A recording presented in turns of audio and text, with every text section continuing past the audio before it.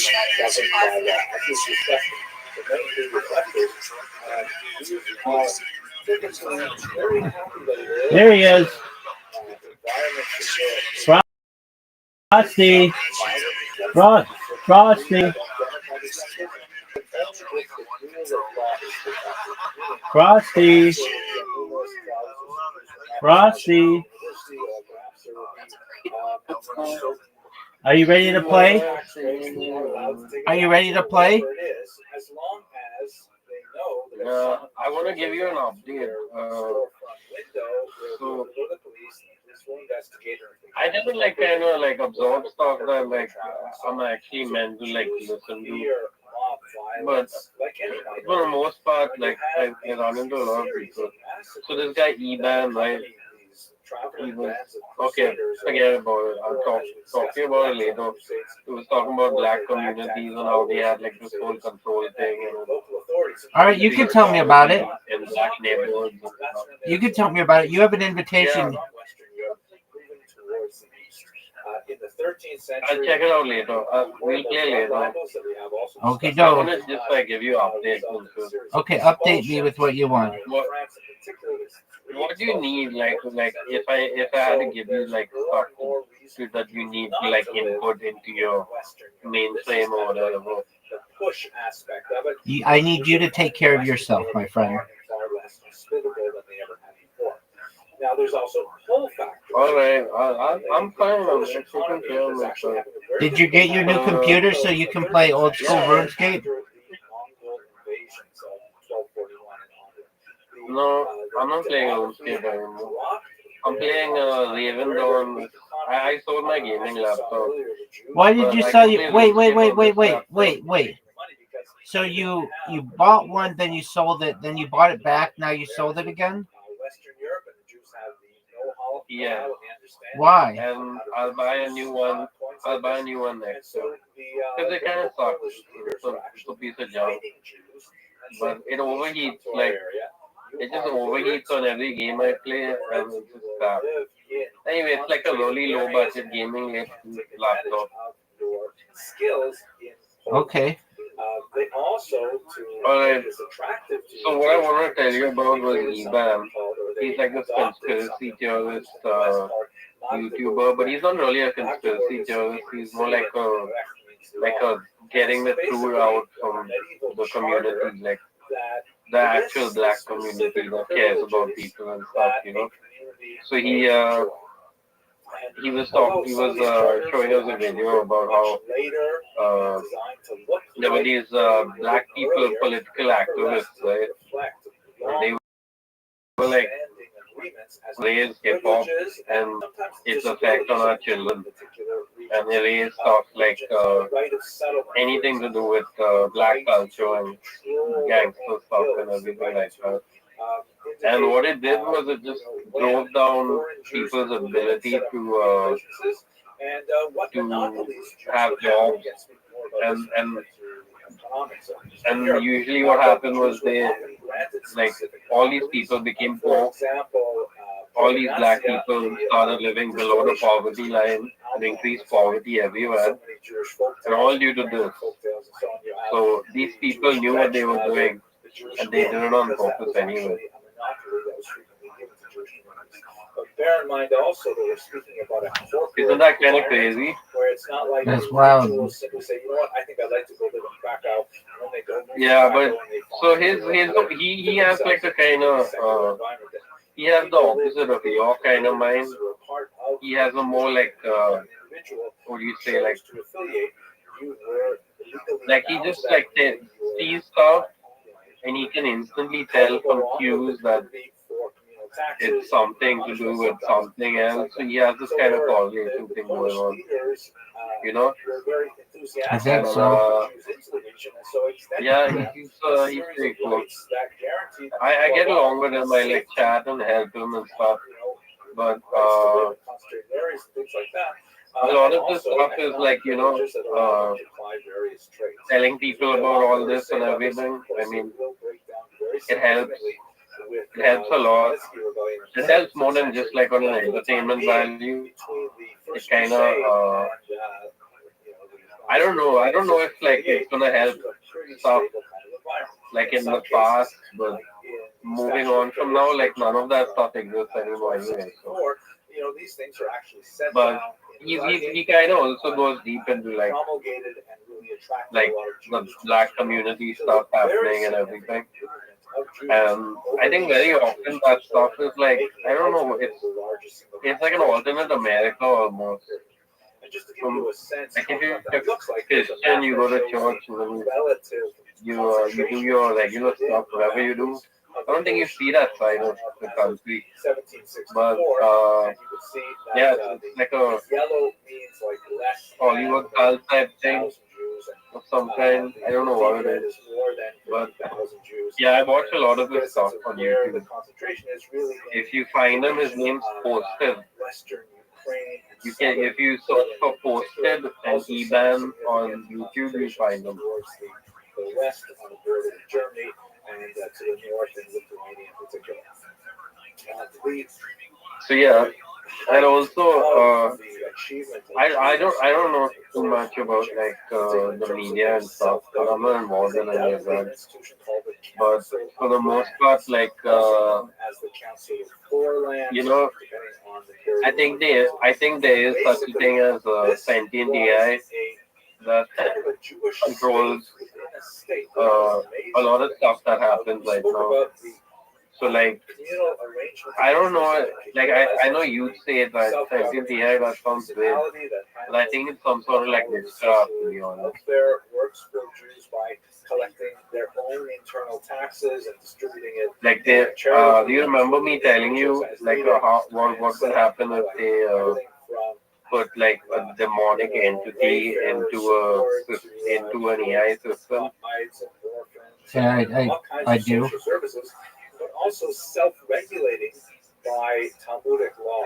And each of these municipalities, so that's kind of what's happening now, but that's all like, you know, the problem is you get into like stuff, afterlife stuff, and it just goes really early, and then it's a ride. And then what happens is like, I don't know if like any of that makes sense to put on TV or media or anything.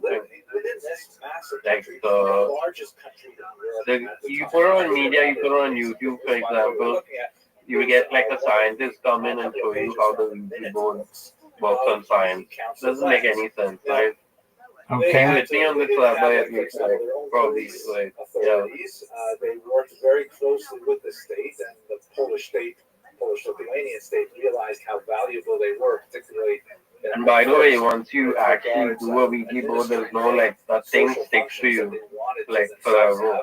But once they realized that it was more efficient for them to collect taxes directly from the Jews, yeah, you gotta be careful of certain things. That led to the erosion of the Council of Lands in particular. And about that as well, I hope, in a future lecture. Yeah, anyway, I'll tell you about that, you know. But for the most part, made a huge impact. if you search for Ouija board videos on YouTube, you'll find like all the weird shit that happens.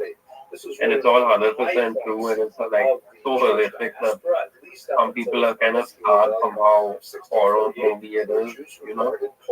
So it's not safe. Like it's more than it's your life at stake. It's your life at stake if you're someone who's not scared. So someone who's scared, like you're never gonna recover from it. Result in a kind of a Polish-Jewish synthesis. It was very similar in many ways to the German-Jewish synthesis of the 19th century. But of course, when we get to the 20th yeah, that's century, about it. They're kind of like all the stuff, sentient AI running on witchcraft, and it's all intermingled with a lot of people who believe in certain things and how, and a lot of like Christian exorcism and stuff like that. And they consistently try to prove them wrong, you know, and say there's scientific reason for it. I don't think there is scientific reason for it, to be honest. Okay, dog.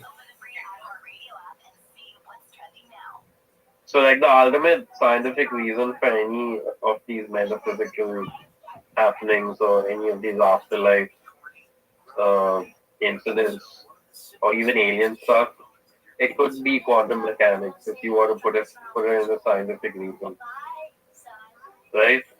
But that's about it. Okay. Yeah, but otherwise, I think everyone they're putting everyone on this stuff right now, Rabbi, like be well informed, learn stuff, If you're unemployed, especially learn stuff, keep learning stuff. If you're unemployed and eventually you get somewhere, I don't know how it's working out. Like, they're gonna need to stop being detriment to these people who are gonna be deported or have low-paying jobs or whatever it is. They're gonna start accounting for them. It's actually pronounced Okay. Khmelnytsky, with a guttural at the beginning. I don't know what'll happen. Like anyway, but, of the 17th century. they probably have some ends or something. I don't know. They probably have some amount of money. It's just that they need employment, and they very often. What's gonna happen is that they're gonna curb, like the whole Trump administration is probably gonna curb everyone. Everyone but the elite, you know. Out. Like you'd go out onto the streets and you'd see like everything clean and shit. But like, you know, it's just a bunch of rich people stuck in their homes on either side or whatever, you know. All right. That's the one way you get rid of prosperity in a way is just like Cossacks would on the poor, you know, take money from the Cossacks, poor the and term give is it to actually the used in many Word different B. contexts, but particularly when you get to the 18th and 19th century. So sometimes it's applied in a very different way. Sometimes it's used as a military designation in the Russian army and so on. But the original Cossacks, or Kozake, were these kind of freebooters, these cowboy types who fled typically from their borders where they were serfs. I have to be a streamer myself if I want to like hang out with them most of the time. Places such as Are you gonna be a streamer? And there they engaged in No, probably not. Because like I can't just like the censor thing. Nationalistic piracy, where they would raid Why? enemies of the Ukrainian people. The censor thing is kind of like I can't become like a thing like that. Like if I ever that's like the end goal, right? Of Twitch streamers, you become like viral. I can't do any of that right now at least. As opposed to Catholicism. We'll get to that in just a second. And regarded themselves as being, some type of Slavic group, not quite the same as the Western Slavs, and certainly not the same as the Russians, but having some relationship with them. The interrelationship between these groups was very significant, and the Russians in particular would try to cultivate a particular image for the Ukrainians in which they were Malorossiane, or Little Russians, meaning they were the younger brothers, so to speak, of the older Russian nation, although that may not be historically accurate at all. In fact, it may be the other way around. Can you give me an update on your end of our on discussion how progress you have been making? Cossacks were I have been, dog. people who had run away We have the hierarchical society of feudalism. people who are talking about me on Blue Sky all the time, at that time, which is good. and they set up their own society. And I broke it is from over this base 1,800 people that in the server, which is great. Let us go And directly to the roots I've of just the been uprising, slaying dick like it's going out of style, pimp. So this map, which I think we've seen before, shows the migration of Jews to Eastern Europe from the Ashkenazic heartland in Germany in particular, and beginning really around the 10th century, and especially accelerating in the 16th, 17th centuries, you have a large number of Jews who are making their way to the east. We spoke about this, the whole Jewish migration patterns. And in particular, my work stuff goes directly to UK, which what I've we known. call Right Bank Ukraine. Goes to some Ukraine was private not clubs. designated a country at But, the time. As I mentioned, there was a kind of common ethno-linguistic group living there that would ultimately define themselves. Stuff we did more like goes to whatever But for connection the time being, they were it still needs to go to, and of the Polish whatever that like happens with like scientists, whatever the heck. The right bank And, refers to the right bank, or the west very bank often of it's, the Dnieper River, which flows, you can see, from Kiev, and then sort of in kind of a curving line. Yeah, it's worth more than I get paid for, you know, but I still worth more, you know.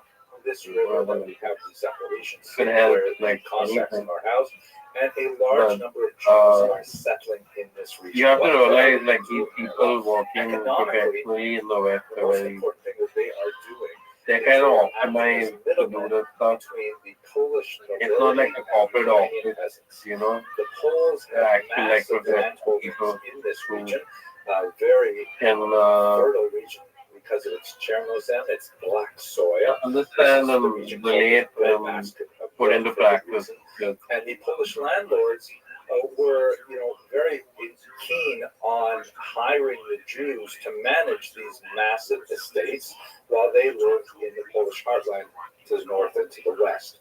And so the Jews, in accordance with more of a medieval, I think, for example, like this Europe thing, like the arenda is essentially a people type were of in tax complete farm. denial We've seen that before in the medieval period, where that the nobility Europe would would actually be own not only the land, but on own the town, the inside and outside. the bread mill, the bridges, and the orchards. So like, when people like Putin pay their cards and shit, you have to be kind of careful because they're still living in the geopolitical climate or whatever it is where regional conflict still interfere with world peace or whatever. Like a lot. This alliance stuff is actually never going to end. What I realized, Rabbi, I don't know, probably be like what it is now, like they're just going their separate paths on the same trajectory. If the Polish noblemen say, you know what, we're doing well, we're collecting 1,000 zloty from our territory this year, let's up it to 1,100 or 1,200 the next year. And the Jews who are entrusted with collecting those taxes, of course, let us now recall that the Jews have to collect more than that tax, and the difference between what they have to pay the Polish noblemen and what they charge the Ukrainian peasants is what they get to keep. So it is an inherently exploitative system. Sounds like a plan, Stan. Oh, yeah. The Jews have to go back and find new ways to get that Peace, tax pimp. from the peasants. So that tax could have been developed in a whole variety of ways. It could be taxes on produce. It could be a work tax, a type of corvée, which was called Rothschild'S at that time. Or it could be a tax on using services like bridges or hunting in particular forests, or even, as was alleged by many folktales, use of the church. For example, if a Ukrainian peasant had a child and wanted to baptize the child, according to widely perceived beliefs, Jews would charge to use the keys to get into the church. This has been widely disputed because it is kind of an inherently offensive thing, but there have been some researchers that have argued that in fact this did happen from time to time. At any rate, it is the kind of situation where the Ukrainian peasants would certainly resent the Jews as the leading edge of Polish authority and Polish demands on their autonomy. Now, the Jewish arrendator was the background of the economy, but it was not obviously the only thing that Jews were doing. They were involved in all kinds of other small crafts and small-time commerce and things like that. But perhaps the most significant related to the latifundia was the fact that Jews were frequently involved in innkeeping. As you can see in this remarkable 1928 image by Rothschild'S, the so-called Kretschmann, which was typically manned by a Jewish family. Was not because the Jews were specifically interested in the hotel hospitality business, but because the noblemen often gave the Jews a monopoly on the production, distillation, and sale of alcohol. This was something called profanatio.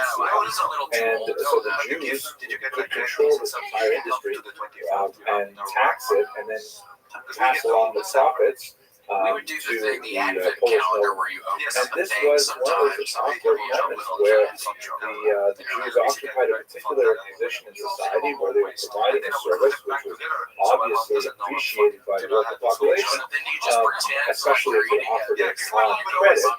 But it's the kind of thing that can build resentment as well. Alcohol is certainly not something that is conducive always to the maintenance of a healthy society, particularly in excess, and also the use of credit for the consumption of alcohol is something that we certainly want to encourage and maintain. And so you can see why resentment could easily build up against the Jews because of their role in the entire economic structure.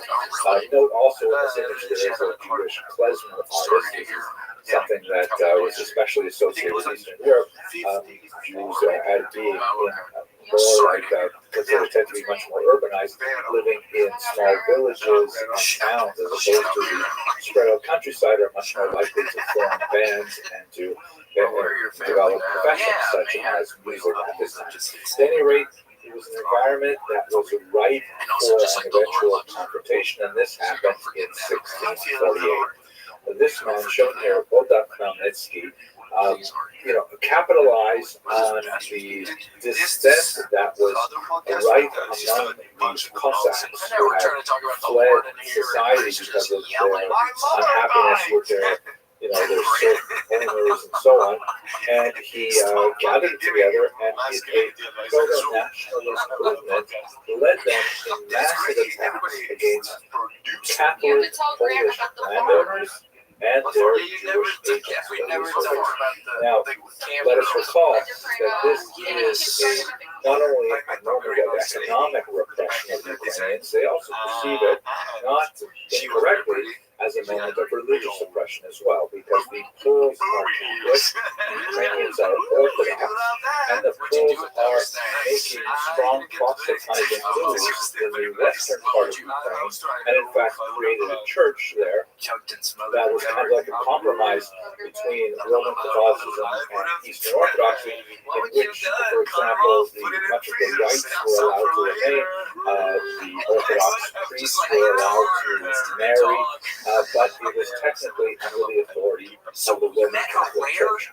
So Khmelnytsky and his Cossacks deeply resented this incursion into their religious identity as well, and he was dramatically successful.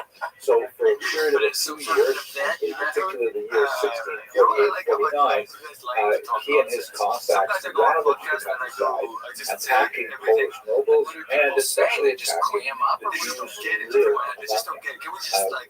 It's comparable, for example, to recall the riots in Los Angeles in the 1990s. Some of the people who were hit the worst were the Korean shopholders who actually lived in South Central LA with small businesses and so on, even though they may not have been the architects of any kind of anti-African American oppression. They nevertheless were the people who were close by and they felt the violence most directly. So in Hebrew, this particular period, the year 1648-49, although the war continued for 3 more years, is called the Decree of Tafretat. The term decree is in Hebrew speech generally means something very negative, like the evil decree of Tafretat. And it lives on in Jewish liturgy as a period of phenomenal violence and pogroms. There's really the archetypical pogroms of Eastern Europe for their horrific attacks on Jewish populations. These are recorded in several chronicles. Perhaps the most powerful is one by Nathan Hanover, which is Hebrew Rebbe Mesula, a quote from the Psalms translated as the Epistle available in translations, and it's actually quite a powerful piece of historiography as well. The demography of the attacks is probably closely related, and also the account, you have no good way of calculating the size of these attacks, and in fact many of these studies of 1648-49 tend to adopt without question really large numbers, like 250,000 Jews killed in these pogroms. Research by modern scholars like Shelley Stamper in particular have proved that it really can't be quite that large, primarily because there weren't that many Jews living there at the time, and also because the recovery after the violence was all subsided was actually fairly rapid. There's no question that it was a huge, devastating attack on the Jewish population. They were brutal, horrific attacks. and there's a lot of Jews who fled the region. We have many accounts from Rickle Hamlin to the important commentator on the Shach, who all write about their experience at this time. But the numbers that are commonly brutal about are probably large. It's probably tens of thousands, a horrific number. Anyway, what ends up happening to this uprising on a political level is that Khmelnytsky decides to ally himself with Russia against Poland and turns his political attitude to Russians, which initiates a centuries-long association with frequent difficulty between the emergent Ukrainian nation and the Russians. More on that perhaps when we get to the 19th and 20th century. For Jews, however, it sets in stone a kind of attitude towards the Ukrainians, which Ukrainians tend to call Ukrainophobia. Again, not without reason, because of the historical precedent of the Khmelnytsky rebellion, which would be repeated 100 years later with the Haidemak rebellion as well, and one sees it again in the 20th century with the pogroms of 1919 and the elements of the Holocaust as well. But it's also important to note that simultaneous with these violent outbursts, which painfully punctuated the centuries of Jewish and Ukrainian coexistence, there was also a philo-Semitic trend as well. Not nearly as powerful, but we shall examine it in later lectures too.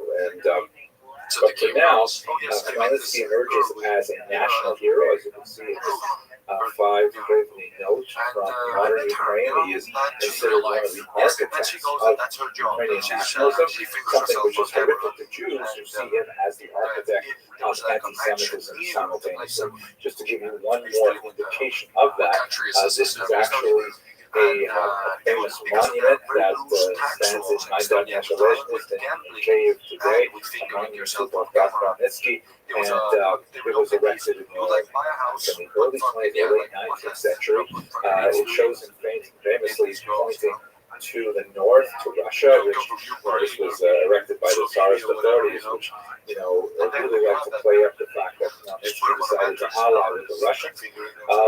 In the original version of this rather heroic-looking statue, the original draft actually had a much more chauvinistic attitude. This is the only picture I could find out on the web, but in the original draft, this is a casting of it, behind the troops of Khmelnytsky's force, there's a falling pole and a Jew who was knocked down by his passage and conquest, which explicitly stated, if this draft would have been accepted for the final version, that Khmelnytsky succeeded by beating the Poles and the Jews, which is a metaphor that many Ukrainian nationalists might wish to observe even today. At any rate, this sort of moment in time encapsulated for both Jews and Ukrainians a vision of each other that was not conducive to a rapprochement. In fact, really it would only come until the early 20th century, which we'll have to speak about in another lecture. But the idea of a major disruption that would challenge the 100 years of peaceful existence that Jews had in Eastern Europe had a remarkably destabilizing impact on Jews across Europe, and many historians draw a direct line from the Khmelnytsky uprising to the debacle of Shabtai Tzvi, which we discussed in the next video. Okay, I hope you found this useful. If it was something that you'd like to see again, please do subscribe. It makes me happy to see the numbers increasing, and there are a lot of people out there who appreciate studying Jewish history as much as I do. Thank you very much for watching. Yeah, but if she only had that Laura Croft passport. Yeah. She could make it out of the country. And live in a villa and love private jets. In Casablanca. So you visited it and it was really sad? Yeah, I went like room to room and it was just this weird, like I thought it's just, everybody's like playing pillow fighting and but it wasn't. They it was just dark. And super, like, you know, it was like super, no feng shui in the place. It was just one room, you just open this sort of light and just walk in front of the camera. Salute. Yeah, you just salute him when you get in there. Thank you for your service. Thank you for your service. Hello and welcome to another episode But then she will also tell me that sometimes they get the credit card details of some of the customers and they just scam. And that's always good to hear. Exactly. Yeah. I love to hear stories like that. I love when they kill like a guy, like when there's a trucker picking up prostitutes, when they murder those guys. I love that. That's good. Yeah, it's great. Balance it out. In Thailand, they do that, you know, in like a situation with like a lady boy, you know, you're like, oh, I don't want to pay you. And then they just take their wigs off and just fucking skin you alive. Yeah, and then they sometimes put you like one truck. It's the American and then you do one truck with a rope on your foot. One truck and the other tries fucking and then go. Have you seen the movie Tomahawk? Where they predated by the Hasidic Tomahawk, yeah. Although it seems to be a very highly traditionalist kind of bone tomahawk. Yeah, especially when compared to Greg's own. When I saw that Judaism, it definitely was quite challenging for you see like a violent scene in a movie and I'm like, so the historiography of Hasidism has evolved significantly since the 19th century. I like exploding to a star. Yeah, I like exploding to a star. You of Hasidism. Sometimes stars get made. If you bust hard enough, you become neutral. Credulous, even possibly Sabbath. Well, Ari, thank you so much on this show today. Where can people find you? Great Rabbi or Estonian comedian in the early 20th century argued the fact that it's not the outgrowth of was I too nonsensical? It's the actual flourishing of the dominant spirit of the European Jew. But you guys are super funny. In many ways, although not a historian in this regard, really find out. Shouldn't they already tell you the popular Western European view of Hasidism? But I don't observe the brilliant. I was thinking about this the other night. If you are, I don't care if you're many other approaches. If you're like looking for guys to sponsor and put money behind, but I you watch Casey Rothschild, that and I don't care if you're having a good night or a bad night. It's Casey theology. Is it Ari Rothschild or what? That's what I was telling you. Ari told me last night. I totally agree. If you don't see it, then kill yourself. Its earliest development takes place I'm serious. Polish-Lithuanian What are you? And that's when I was watching that Netflix when I saw the lineup. I was like, okay, if Casey doesn't get it, the region was devastated by the Manisky uprising, and then there is an attempt to cancel your Netflix. We all set our status quo, but ultimately if Casey doesn't get it, we're all fucked. That's a thing. And of course, William coming, you're a staple and can buy yourself super funny. The first time I saw it live was like HGV, I think of the area. Swallowed up by Sarina Castro. That's the best part. Suddenly finds herself the owner of the largest Jewish population in the world. Russia, prior to her acquisition, that was quite the picture. The West was actually Judefied. It was free of Jews because they had been banned since 1479. And all of a sudden, Catherine II said, "Oh my gosh, I have all these tens of, perhaps hundreds of thousands of Jews living in Russia." So the way she dealt with this was by establishing something called a Pale of Settlement, which is kind of strange English term, but it basically means the region of settlement where Jews were allowed to live. It had some changes to the borderlands, certain areas like Kiev were actually on limits for some time, even though they were in the interior of the Pale settlement.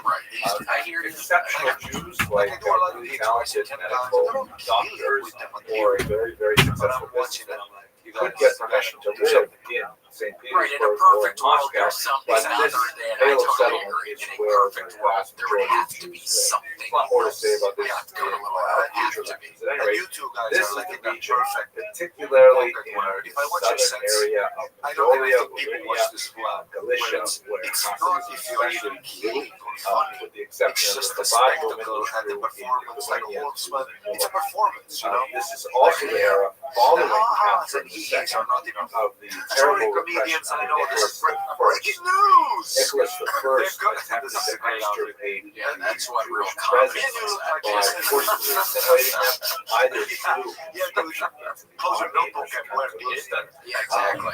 or by destroying Okay, their Ari, well, internal thanks so much so structures much. It was that a great was pleasure. Ari's such a great comedian. I know, Ari's hilarious. all functions essentially But I to get serve that. the Russian state Mainstream, by and I can sell out, you know. No, you're hilarious. Yeah, you're great. It's a period where there is increasing pressure on the Jewish population in the region. And one of the ways in which they react is by Oh, we're going developing as well. We might do some acid for 2 weeks. We might do some acid. Put acid here, please. I love term acid. We're going tomorrow. Yes, we're going to the show I tomorrow. was thinking of Brian Adams' World Tour. And then It today, basically I means decided someone Right, who does yeah, kindness or that's kind of justice too towards different. kindness. it's very Kindness funny. is understood That's to be similar to someone 69. who goes That's right. beyond of course. what By the way, is naturally required. Brian Adams, Someone who great does songs, extra. and then And all we these see that in all kinds shows of in the Hasidic country. activities, not only in the America when it was externalities rare like before he fashion died, and and then there was the beards and the peyote and inspiration. things like So that. all these Estonian But guys would come back. those are kind of like, revolutionary Before. clothing, things that are on the outside. What's on the inside of ended Hasidism? all Our emphasis Sounds on good. the All right, Beit bye. which is a kind of mystical cleaving to God, Thanks for joining us for this week's episode of the William not just Montgomery Show. traditional study, which is Send your something that questions, was more artwork, and associated with manifestos to the William Hasidic Montgomery groups, Show at who was later gmail.com. known as the Leave William a voicemail at 737-471-1098. but attachment to God through maybe And never miss an episode of the less, William Montgomery Show by subscribing such to as the William prayer Montgomery or Show channel on YouTube or and anywhere like podcasts other are sold. fellowship. Check out William They online also believe at in a wider william.f.montgomery doctrine on Instagram. Kabbalistic For more teachings, which William have Montgomery, check out previously Kill Tony on been YouTube. the refuge And only check of him out great live at the scholars. Comedy The Mothership idea in Austin, that Texas ordinary every people month. studying Kabbalah was really Find more of me, apathizing. Casey But the Rocket, Hasidim at patreon.com/Casey Rocket. Follow me on Instagram at Casey Rocket. This episode of the William Montgomery Show was recorded at Record ATX Studios right here in the heart of Austin, Texas. The William Montgomery Show is produced by William Montgomery. The anthem is sung by William Montgomery. The drums are sung by William Montgomery. And the words are sung by This is William something that Montgomery. really The William appealed Montgomery Show is a Fanny Co particularly in production. southern Thanks for regions where joining they us. were See you bereft next of time. much of the traditional educational centers that were associated with them. And they also favored charismatic dynasties of leaders, which were unlike the appointed court rabbis, who were often, given those positions because they could essentially buy them from the noblemen. This was part of the Recorded live in last Austin, decade Texas, of USA. It's the William Montgomery Show. that thoroughly corrupted the rabbis in William certain areas. Montgomery. Local Hasidic leaders With the Tony Chin did not necessarily Orchestra. have any official claim to authority, but nevertheless, those garnered the confidence of the As population always, William is joined by the lovely in their Erica. spiritual welfare and gathered around themselves in the disciple circles of And now here he is. followers The who big were red not machine. necessarily, The strangler. heavily learned, saw the evidence were deeply sincere, and they used the idea of Judaism with much more passion and Just under much little more civil blizzards. For enthusiasm top than ones. it I don't had want to get seen too close to with the the giant, but somewhat desiccated version that focused on the arcane study of the Talmud, more associated with the northern fries on them. one of the most important leaders of that time was Israel ben Eliezer, who was known as the Baal Shem Tov. So a couple of words about him. We only know about him from books that were written considerably after his lifetime, but we know something of the context in which he was active. Specifically, there were people who were wandering around the southern part of Israel who were known as Baalei, literally masters of the name. The name, of course, was the name of God. Typical Tuesday night. And this was Wait, kind so of like what a do I see? Like laying popular on a term table, that laying on was something? associated with She could people brag who literally upstairs. made ambulance. One of the great scholars of this period, incidentally, is Not even wearing like sitting College, down, like Professor Johann Trusty Stern of Northwestern. The feast is John ready. in his youth when we first met. Did you eat Yeah. I ate a couple Remarkable pieces. finds in the Vernadsky Library of 18th century treat. It wasn't sexy. It wasn't like, it was like, oh man, Penal record books from the time. she trying to go. I think she was, and people like she didn't think about Rothschild, it or something. who were like, It was just like, why is my these girlfriend early sees you? proto-Hasidic leaders serving Yeah, local she had a pretty big populations bush. and creating amulets How was for them. how was your Where they bush? got that Yeah, specific it's name. always Now, not all of these amulet makers were I do it like especially once every effective. like Some of them were 3 months or so. charlatans. And Go the crazy. issue of that is their Use manscaped. Yeah, a reputation for Valentine's being Day. exceptional, for being miracle workers, but also We do Q3, we pick up all, and then we kind of grow it out. with regular Q3, so on. And so he is associated with the name Baal Shem Tov, the good Baal Shem, to distinguish from some of the other Baal Shem. They can crash over moments notice. So the fact that we only have sources about him that were written quite a bit later does not diminish the fact that he was an actual person and has been researched and identified exhaustively by my colleague, senior colleague, These little Professor Moshe Rothschild at Bar Ilan, irritate the follicles. who wrote an amazing book called early biographies of Baal Shem based on secular sources, Polish sources found in the tax records that specifically refer to the Baal Shem Tov living in the book. It gives a lot more Put on my little like teacher, glasses who that among other dominators things used to look at does diamonds. this well, Yeah. but still provides clear, clean water to Do you have day. both eyes or So just one? we get this Just like idea a- from the writings of followers and Someone using on the glass. biographic history of tax records. That would be a fun accessory for someone getting a glass eye. Just spiritual request of his followers, and actually begins this really important movement. And it looks a glass eye like the sun would go through it and shine in the glass eye just Thank before you you very much for watching. If you are so moved, please subscribe, because I love seeing the numbers of students of Jewish history. You ever have a big prism And like on your window? I know It's that we'll have at least some kind of an insurance relationship. It's gorgeous. Have a Yeah, nice day. we actually, Erica has found these, I think on Amazon and AliExpress, these wonderful things where the sun shines through the window, the sun catcher. I have like 13 sun We got a bunch of and sun 2 catchers. crystal balls and 2 disco balls. Like, what's it look like, a triangle or Just like little strings of little dangly things? crystally fake plastic kind of things, but they reflect the sun real cool. Oh, wow. Yeah, they're real dangly. So if the wind's blowing, gosh, I kept on thinking recently that my downstairs neighbor was watching, freaking, what is the show? What's the show where they try to guess the words? Jeopardy? No, they try to guess the words. Really help me on this one. Maybe you might.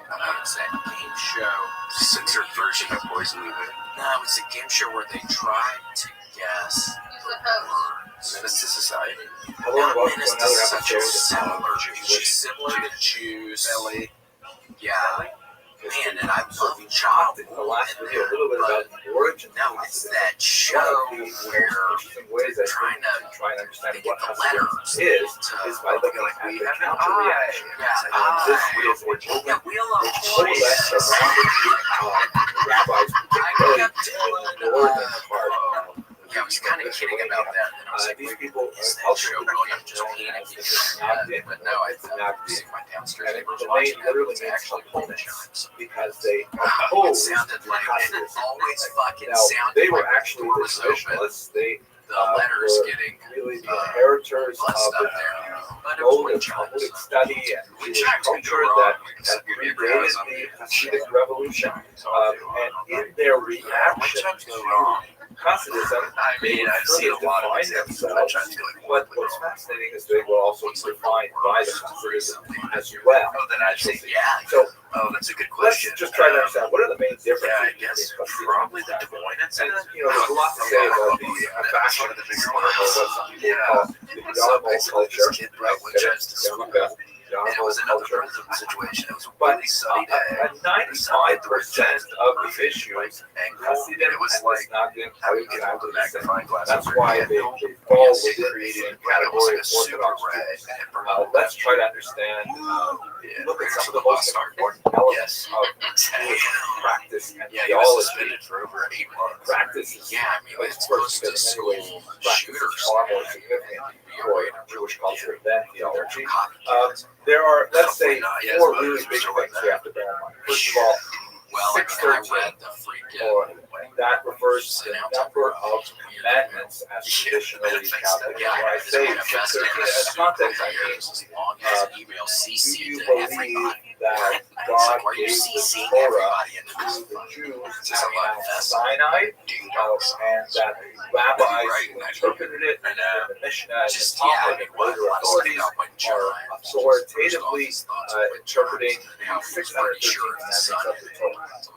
So that's a really bright line between Orthodox Jews who call themselves Orthodox and Jews who don't call themselves Orthodox. Jews who don't call themselves Orthodox might argue that and I think that's what he was commandments listening evolved to. over time. They weren't necessarily given at Sinai, and these are things which are anathema to Orthodox Jews. So if we ask the question, do you believe in 613?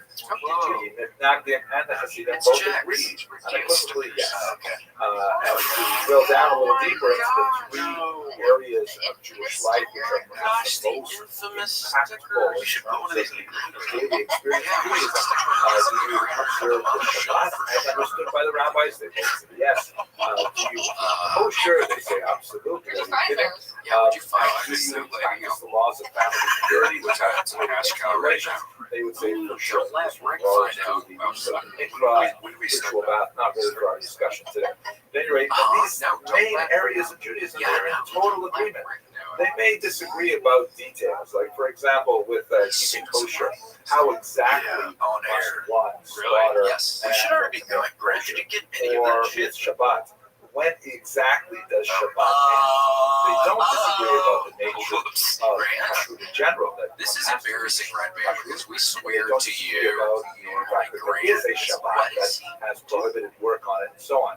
But they may disagree about things at the very fringes. But 95% of things, they Yeah, are I mean, totally we're trying to make it So seem like what is it that they really place disagree over about? here. You're obviously So let's understand this in the context of development of the table's already moving. Again, Grant's not in here. its earliest origins, it was not in many ways a rebellion. Every fucking minutes, it's like, It was dude, considered kind the of like a fucking development beginning of is style, foggy outside, of don't let it fog your different brain. approach to the same ideas, the same practices, and so on. In terms of actual people, one of the most important students of the Baal Shem Tov is Dover, known That as was scary Maggid driving on as Rich. That's the foggiest I've ever seen him.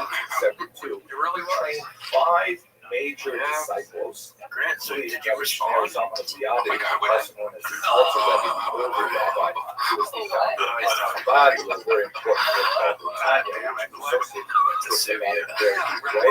But 4 other disciples got to turn, gave rise to many, many other disciples, many other dynasties. People behind you needed to think, what is that guy talking about? I was looking at the arenas and I think this is fucking that Hasidism spread very far and wide through these various dynasties. It is interesting that it only became defined as a distinct movement that had a name after the Maggid Ezra passed away, and opposition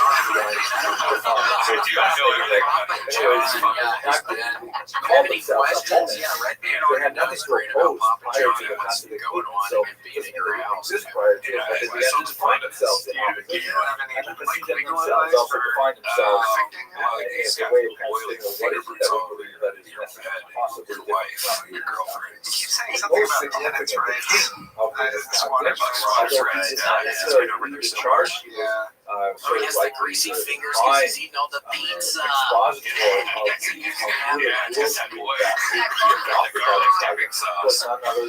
We got some Papa John's the other night, and there was a stream, a red stream, coming in and out of the fucking garlic sauce, and the other garlic sauce had exploded somehow. So I'm horrified. The pizza was pretty good, but there was a red stream coming in and out, like it was sealed by pasta time, and I still ate it. I wanted it. Think about the corruption Where did the stream come from? I've never seen something. I don't know. That's a real mystery. That's when I go to a corrupting. What's your guys' go to a genuine rabbi, rather hang out with somebody who cares about Judaism and cares about you as a parishioner. So they did organize separate prayer groups. I like Hungry Howie's. Have you heard Hungry Howie's? That's okay. How I like Papa John's. It's better than more Pizza Hut. I used to like Papa John's, and I always thought the worst pizza was Little Caesars. First question. But the other day I had Little Caesars. I was like, what did they mention? They made it better. It's actually legit. And now I get like the thick crust Papa John's, mushroom pepperoni. How long is Yom Kippur last? What exactly is it? It's always like measuring things. It's not bad. It's like still like $8.99 or something like Little Caesars. We would go once a week. That's not to say that don't pay attention to measurements. Get a fucking one of those with stuffed crust and give me the extra calories. Give me some dipping sauces. So the Hasidim would say, why are you locking yourself into really restrictive prayer times? That makes it start by a particular time and by a particular time in order for it to be counted as the morning prayer. It's more important that you go to prayer with the proper intention. Start Maybe that smiling. means you need a little more Start smiling again. I haven't seen you smile in much fucking more a to say week. about it. Actually, curling nails on. You do. No, and get this area. They recite the prayer. Start smiling, bitch. Follow the Go by faster. Do what you want. prayer schedule. The great That would have sounded so cool with how you're getting a finger from your foot up the nail. They maintain a separate kosher slaughter. So serious. Whether the knives should be sharper or duller. So sharper knives are more easily hit, but duller knives require more pressure. Is that the guy with the metal arms? On whether or not an animal is slaughtered properly. All of these things, by the way, clearly indicate the sociological separation of the community. That's bad, man. Which had economic Doc implications. walking into the cafeteria. The historiography The downfield. Please get the right angle here. Well, especially when it comes to the collection of taxes. Yeah, he just gets his hitch right by just walk taxes on kosher meat, every government building. candles, things like that. That, if you create a different revenue stream, synchronized really attack. upset the That would be dramatic. Getting all the pressure points in the United States. Lithuanians, the Misnagdim argue that the Hasidim disregard the study of the Talmud, that they spend so much time singing Get everything. and drinking and dancing, things like that. They're not sitting down and learning Talmud properly. Oh man, it's so fucked up. And more than, oh my gosh, this driving for a job interview. Kabbalah should only be for people who have learned for, web design decades, stuff. have already completed the entire Talmud, they've already done Daf Yomi and things like that. Listening to Howard Stern in the background, just going over And then things in my some head, Hasidic not groups paying were attention to associated with anything. really I hear them unruly talking about behavior. There was like kind of stuff. Like, I don't know, the plane went into the tower, and I'm like, maybe I'll have more intention if I turn anyways, somersault. and they're just like driving, not caring. Maybe I'll have I more came intention into the waiting more room, there's like alcohol 3 before I other pray. people in the Things job like that. interview, and That then the this Lithuanians person just all sitting there, and everyone's just like freaking out. And finally, the Yeah, so accusation I was that like, what the hell? some of And these this things woman really comes out and goes, hey, I understand if anyone wants to reschedule, and everyone got Jewish law. And then I just sat there like, no, I'm here. I drove all the way here. Why would I want to reschedule? Get ahead of the pack. And then I just remember, like, they called me in, and this guy was just like, really be extirpated now before it further sit affected down. Jewish life. And then he's like, he When starts these asking me charges questions, and he goes, sorry, man, I know I can't do this right now. I'm going to reschedule this. Went to the Vilna Gaon saying, they want to see the audience try and say, no, that's not what we're all about. Please don't misunderstand us. I turned on Howard Stern, and then I just started listening to Howard Stern. I was like, In fact, wait a second. Like, was there reacted by something going on? And I ran home right when I walked in, turned on the TV. It's like on the second plane. At that time, I'm like, what the fuck? this is actually kind of a nasty thing that's associated with 18th century. Jews are it's not almost terrible, but it's funny the idea of listening to Howard Stern recording the writings of other Jews that but by the way, that only ends up making the books much more popular. So if anyone watching this video wants to ban any of my books, that would be great. Just making stupid sounds on this. At any rate, the Hasidim, they issued counterbands against Misnagdim, and they also Toad's age. Yeah, I was probably especially strong social ban under 16, but over 2. So I was probably 1794 when a rabbi any memory of Misnagdim rabbi lost a job to a Hasidic Yeah, I do. candidate. I was in kindergarten. I was 6 years old, so I remember they sent us home from school. And I the was Tsarist in the living government room, like playing always blocks because I on was 6 the years old. I lookout was a little kid. for I didn't possible stop playing with blocks till revolutionary very late age. movements. And added cars to the blocks. Yeah, Rabbi, but then after that, I never played with blocks ever. And so I remember playing with blocks, and I said, "What happened to the figures was on my mom said some very bad men." Oh, really? Yeah. Now, That's true. besides the tremendously bitter And that day I started training.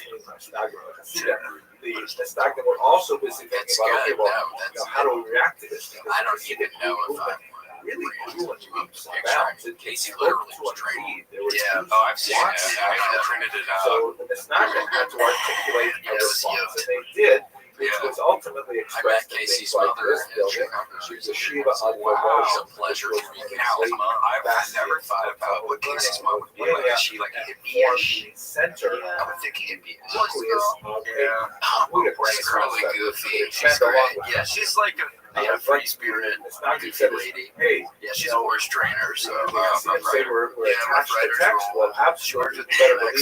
You're super attached to text. Yeah, I You're know. going to spend even more energy on it. You know what's weird In is fact, really that's what fucking the Lithuanians are known it's for. perfectly More circular. than Yeah, anything yeah, else. what were you about to say? Incredible It seems like it's got a deep one.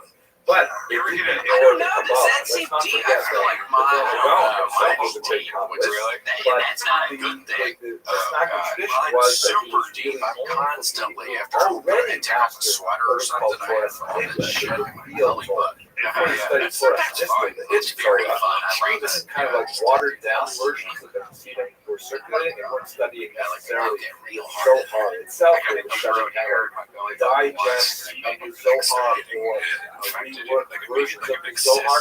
The Lithuanians were already studying the core text, but they did not believe It's so fucking in gross. necessarily Like, assimilating like exactly really why weird smell. but one of Yeah, the it key did smell. disciples And I had to of take like Q-tips, Q-tips, the great Rabbi Chaim Okolar, associated with Yeshiva, he wrote essentially a response to the Tanya, which was called Nefesh HaChaim, the soul of I don't know. I life. didn't even see the hair. And this I is like, essentially I was- Kabbalah I form went to urgent care after it, and they're It really is, just by the way, I overwhelming. was like I dying. remember Oh my God, personally everything. when I was studying in Just Yeshiva, blood coming out of my I belly. spoke to my colleague and friend Rabbi Mordechai Becker, Erica pulled some who was long the ass guide hair out for of those the early years of my Yeshiva study. Ooh, and it's And he so said, how's it good. going? It I said, smells oh, like the grossest. It was like a okay, gray I'm enjoying Yeshiva. You know, I go to Yeshiva in the morning. We look at a Tosfos, has a problem in it, we figure out the problem, and I go home, but I said, I have to admit that, you know, sometimes it comes sort of not as dry, sort of like,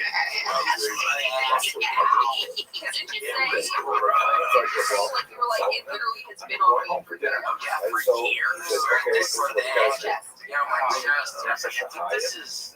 It's We eat it for 15 And And so it's just the same. You have to pull it out. So I picked up a copy of that and I used to get on the bus and read it on the bus.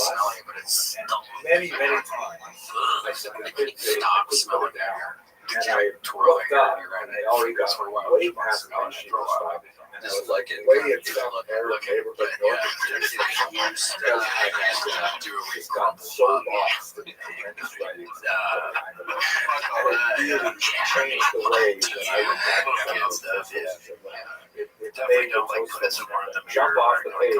This is really important. You've got to study this right now and know what it means because it's crucial. It's not a crosswalk. It's It's life people I itself. like to sit in front of and spy You're out of having the that window. problem. Maybe there's a hair right now on that one right now, and I can picture it. Finally, you know, one of the Where is criticisms that of scene the here? Hasidic Because it was there had last night when I was saw that it. the Hasidim venerated And I their left leader, it. sometimes Yep. called a tzaddik, sometimes called a Whatever. Rebbe, to an inappropriate extent that in some cases they Hers even is still regarded the Rebbe as around. sort of There's like an people living intermediary in an before RV. God, which is The really, RV people are still there. That really bothered me. I confronted trash people Dumping tons of bags. dumping tons of trash, and I go out there with a little bag. I'm like, hey, what do y'all work for this place or something? I see y'all unloading a bunch of trash in here, bunch. And they said, yeah, we work for all the properties. And I said, okay, good, because I was about to beat y'all's asses if y'all weren't. And then I immediately said, no, I'm kidding, I'm a pussy.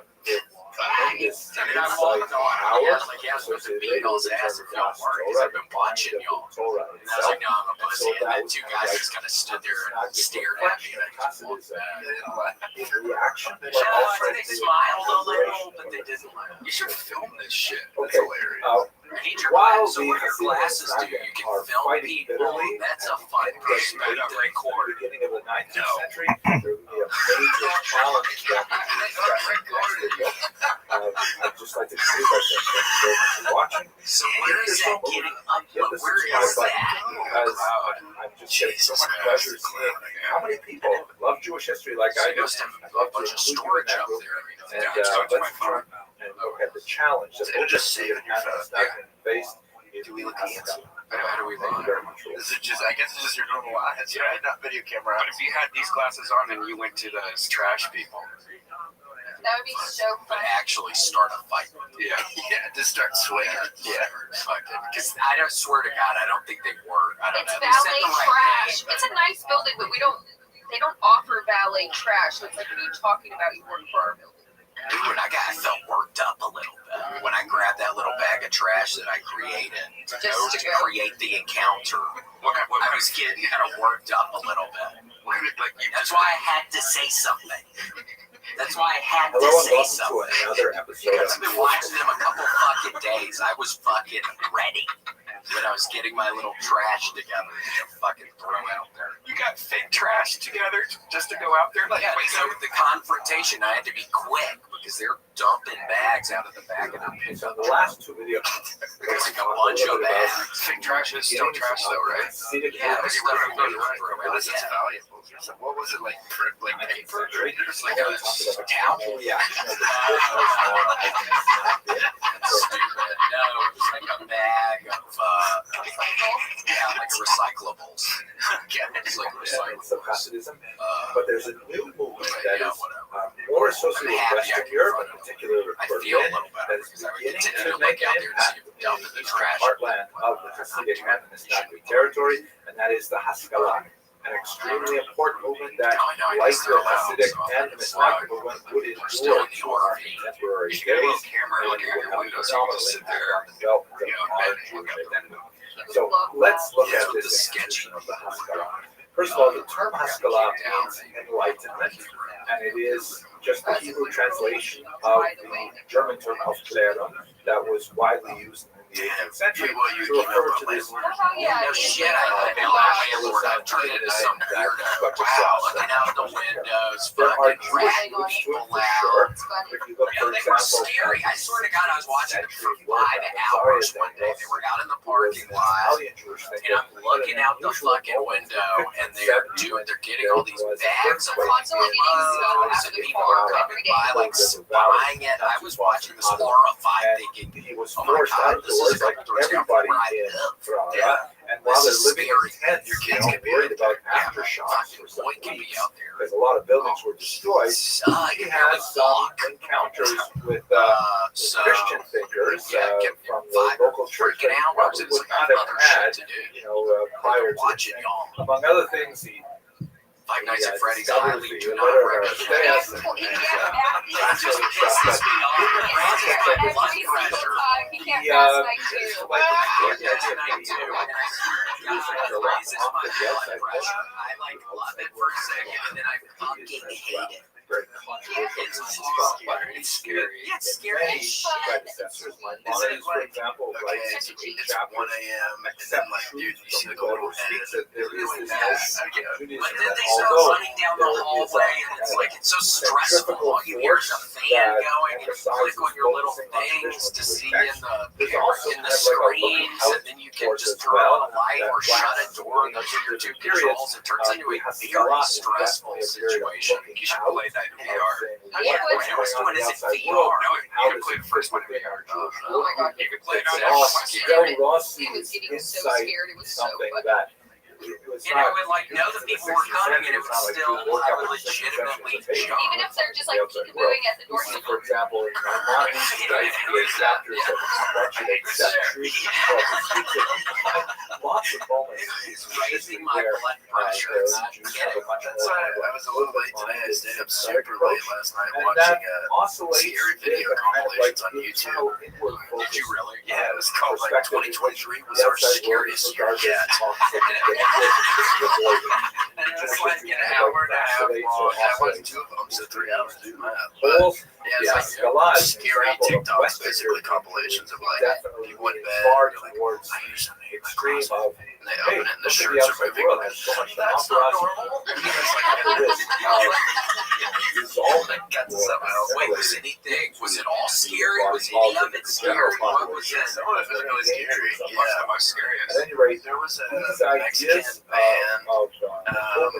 They're a Mexican band. And like I said, and they're playing music like band does at like some wedding. And they were like jamming out. And then the camera pans. And then the narrator's like, did you catch that? We might need to slow it down.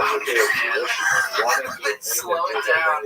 And there's a TV in the background, and you just see hands come around it, like the rest of the world. really scary woman's face. And it's like, you can notice that the TV's only an inch off the wall. Is this the skinniest woman ever? Or something else? Now they're very special. Like, I think it's something else. Outside world that made them especially effective It's really scary. of what we become. Do you believe in ghosts, Casey? I know Way too much introduction. I do. Yeah, I had some weird experiences when I lived in Atlanta. I would hear this baby crying in our backyard all the time. There's a graveyard. Self-time genius. It was really scary. Actually was especially known not only for his philosophical work, but also for his. There's the connection. I have a connection right now. But I know, putting the pieces together. Yeah, there was a baby's grave. It was like a 100-year-old graveyard. The only headset you could read was like a baby. It was like 1921 and 1922. And I was home alone one night. The dog started freaking out, running around the house. And I heard a baby like squealing in the backyard. And then a week later, the exact same time. It's kind of like same thing happened. Baby started crying again. Dog started trio, Haitian, French. It sounded like a white baby or a black baby. Continental French, or even, where I grew up, Quebecois French. There's just been in the backyard for 100 years. So it was like very similar in syntax and vocabulary overlaps, but something weird happened recently. To a German would no, maybe the other day that I thought I saw something. And of course, they're written in alphabets, so I was looking at my phone, if I'm remembering correctly, and I understand written German unless they maybe do my eyes up, and then maybe do a big toe in front and do it up, and then I see like to my right, like Moses Mendelssohn. But not enough. Facility. No, what did we hear? We heard something. And he was kind of like a celebrity. What happened? Wow, here is a Jew. Note, by the way, he's still a very observant Jew. He's still observing Shabbat. Who nevertheless can maintain himself in the highest levels of America doesn't believe in ghosts, but after that, intellectually, well, it's a little weird. Abilities and gifts. And so he was like really a famous Jew. He said it was in the downstairs meeting room. Yeah, to save the outside world. Hey, Jews have something's not right. We went on that ghost tour. Zach asked message me, said he wants to go ghost hunting. Second-class citizens. We have to do a better ghost tour. It was awful. Travelers. Yeah, which are really bad. You guys took an email? For hundreds of years. So he was someone not only communicated Judaism and Jewish culture And to the outside world. He also Please rate our service. contributed back. Dude, that guy was boo-boo. He also Yeah, it was awful. promoted the study of German language, Downtown German awesome. culture, and things like I that believe too. that. Traditional You observances, heard that which baby cry got that him night. into a lot of trouble. So you've never even experienced anything that seemed close to a ghost where it made you even think, what is that, or that's never even happened? No. Like anytime I've ever thought, well, that's weird. It's like, oh, Solomon Maimon, unlike Moses Mendelssohn, did not remain an observant Jew. He went it's all difficult off cross the to bear, bear. You can away from the path. experience He wrote just a mental illness. service that's hilarious. There's a story. What the hell are you talking about, dude? It's a hard cross in which to he bear. describes his upbringing as a young, talented There's a story of this lady that kept on seeing like shadowy kind of dark has his figures, intellectual journey. and In fact, she kept on seeing even them. She thought they were ghosts, and then she court ended up like Magid of Nazareth, breaking up and she's just stabbing her husband like with a butcher knife because she thought it had ghosts to in protect her. particular, and he encounters She's Jewish like, I don't culture, remember. I just remember this ghost came over to me. jettisoning his Jewish identity. Hopefully she didn't get drunk. Much more involved in Yeah, no, I'm German kidding. philosophy, German I thought you were going to say it was like So, cataract. whereas Moses Mendelssohn articulated that the Haskalah that schizophrenia. That's place one of the things they see is like Judaism, they others see like ghosts or Solomon things. Maimon said, no, let's completely get rid of it Your and move voice. straight into the That's what you're implying about us. Imagine how this was absorbed by Hasidic Snarkin, that while they are at each other's throats, the other like how sharp your knife should be, they go to slaughter, or what time they show up for Minyan. When they are facing the Haskalah, they say, you know, life's kosher, or Zane was down there, why don't or we I just would have move thought I the was Sabbath to crazy. Sunday, which is, by the way, Sounded like a not like a scary vibe, but like a stereotype, like real growth of the Haskalah happened actually in the context of a controversy over the false burial decree of 1772. It seems that in the 18th century, there was a rash of people being declared dead and actually buried. Only no, it's probably playing on TV somewhere, like it was just somehow this heard is it. pretty terrifying. This is So why we got Grant. Look at compensated the artist's interpretation of William's sighting. of these coffins where if you happen to wake up and you are not in fact dead, then you could like, you know, squeeze a bulb and that would lift up a flag or ring a bell. If you walk by a cemetery, you're a bell, that means something ghost baby. So I need to figure out how to do that. I don't know. Made a Just rule type in ghost baby eating buried spaghetti. What's the until website they still? How do had you do waited that? You can just 3 go to days after Bing.com and do declaration of death. it's free. And this was contrary to Jewish So you go to practice, Bing.com, right, and then you type in at the emphasizes very the top. importance of Click early on it, and burial. then the AI In fact, button. They accelerated just go, can you make me an image of a flesh baby ghost as eating a spaghetti realistic? as a way of if you have a second working on it? Thank So, you know, this was created a whole host He's of actually pretty good when he's not really, thinking about this secular Yeah, we gotta stepped cut on up some Jewish slack. values. And on the one hand, there were traditionalists who said, hey, we can't stand for this. This is not okay. We have to protest. We have to be able to bury our dead right away. It's You guys great like sacrilege to leave a dead body around. And on the other hand, there were Jews who said, Yeah, well, these oh my strings gosh, and garlic this sauce. is horrible if there is such a thing. It's the weirdest It's thing. It's a very little red early. string. Maybe That's we should actually the night we heard adopt the this ghost new noise. So I don't know if So there's a many connection. Jews turned to Moses Mendelssohn to witchcraft, try dude. and If there's a little string, that might be like a little articulate a And it was a statement weird that would be couple that gave acceptable to me everybody. someone I met them This outside. is It was very the cool just thing. I opening swear to way God, it to was this many, very many weird issues little where They gave issues you of pizza. science, Oh, it's a Torah, delivery? tradition, Yes, it was a and also delivery. the relationship of I got Jews a to civic delivery. society had to be Weird little negotiated. couple. By the way, They don't gave it forget to that me. this It's happened in a freezing cold political outside. environment There's two in of them which that the were together. question of That's Jewish bizarre. emancipation Yeah, and I was like, I don't think so much. And they just referring went, equal rights on Jews would also looked off. find its expression. We'll discuss that a little bit I later don't in know this what course. to do. But you know, the idea that Jews might actually My gain birthday every year citizenship, has to, we have to figure something that out. had a lot to do with The heck's a how stay for a year. Jews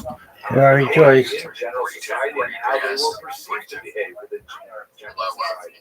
So some masculine, like David Friedlander, who was a student of Moses Mendelssohn, you know, he he said the only way we can really deal with this is by simply converting to Christianity. And not that he believed in Christianity and he felt that this was valuable on a religious level, but he says we should just adopt it to go along so that we can get our place in German society. Essentially capitulating Jewish religious values to the desires of emancipation.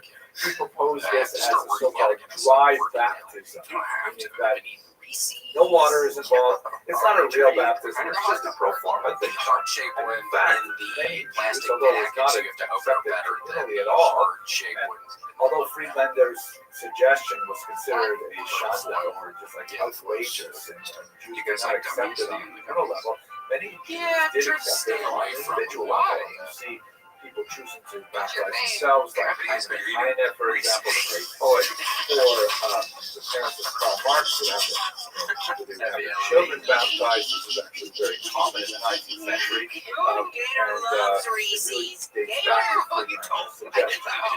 Others, like the other argue that apparently has to be engaged, but not by the hot dogs that so he argued for a sort of like a hybrid approach that because would it's not even the accept those chocolate elements that's poisonous, it's the caffeine in the chocolate. that were I used to give, soda pop to my without sacrificing here and there. That's just like a treat. That's a ride. By the way, some felt that Samson was treat. way too Coke syrup. way too Syrup. Funny. gave up too much for the modern era. So I thought sometimes it was like a nice a little bit heavier thing like That's this. sweet. I've never thought of that. That's even worse than chocolate. These were the things that were happening in Western Europe. Eastern Europe was an entirely I different used to always story. every Western time Europe had a much smaller Jewish population, my dogs much more inclined I guess to that's focus like the the most ideas of poisonous thing modernity ever. and so on. In Eastern Europe, Jews lived in greater numbers, greater concentration, really with much greater endemic Jewish culture. So one of the big differences is that in Western Europe, particularly in Germany, the heavy lean towards assimilation. You necessarily find that in Eastern Europe, although there was more of an emphasis on acculturation, which is kind of like a softer word than assimilation, and an adaptation to culture rather than a disappearance within culture. And some of the ways in which the Haskalah was expressed in European context was, let's do different Jewish things rather than simply adopt the larger population. So rather than, let's say, abandoning Jewish languages to Russian or Ukrainian or Polish, let us instead develop Yiddish, which was at this time not a very advanced language, very, very limited literature, for example, so on, but let us promote Yiddish as a genuine language capable of expression of a wide spectrum of Jewish experience. That was a legitimately Or scary. let us adopt a political orientation such as Zionism That's or actually Jewish socialism. Whoa. So the I Haskalah don't know about in that Western first one, Europe Grant. may That's have actually been much changing. more of What'd you a type in for that movement that emphasized I'm pretty sure it was just abandonment of Ghost Jewish ideals. eating spaghetti. Yeah. Eastern Europe was All right, much if you more had an to take one, which adaptation one? of Jewish ideals. Which one would you choose? They're over 18. Not necessarily. No. That goes maybe Some of the most interesting examples are people like Joseph Pearl, So like big opponent, by the way, of the Hasidic All right, movement, let's go top left. who also argued that, what we should do is we should advance our educational system. And we should include much more secular studies within the educational environment. Something which provokes hostility from many other groups. Finally, let us remember that all of this is happening within I'm an gonna pass entire hard on that because I don't even like context. looking at that little A shit. couple lectures ago, Tom Nicholas first had this horrific strategy of assimilating forcibly the Jews the Russian Empire by demanding that they join the army, Was that a which bonnet was or something on the a head? horrific sentence That's- of about I think that's 25 cool. years. I mean, what are we Noting talking that here? by the Like time 18th Jews century, joined the 17th army century, at age very old 18, school they had bonnet. already I been love that well I'm saying indoctrinated into Smash. the values of Two Judaism. smashes and a hard Maybe they pass. were already married and things like that. He actually lowered the age of conscription to 12. So This you, was notorious context. You know, I'm gonna pass on this one because it doesn't look like there's enough room for much spaghetti in that little small mouth. Yeah, that is a small amount for sure. Reform schools called Catholic schools, where they would be trained in military values and also trained in Russian Orthodox Christianity. And many times they would never return to their families. They would end up assimilating. She was kind of always very scary and sexy to me. Very, very terrible She's a thing. Spider Woman. The alternative that Nicholas I offered was Jews to I'm gonna go ahead attend and do a so-called hard pass crown again. schools, which I'm were too scary Russian thinking about that the more I schools talk about it. that had some participation of Jewish leaders like Max Lilienthal, who believed that perhaps this was a way for Haskalah could offer enlightenment to Russian Jewish population. But in reality, they ended up being fronts for conversionist efforts, and even Lilienthal left to discuss about the United States. So it was in this context that the fight of the Hasidim and the Misnagdim really used. But I think one of the most fascinating figures reflecting on this in the United States is a Lizard Stripes who wrote into a book called Shalom, which he wrote the following. God saw certain shepherds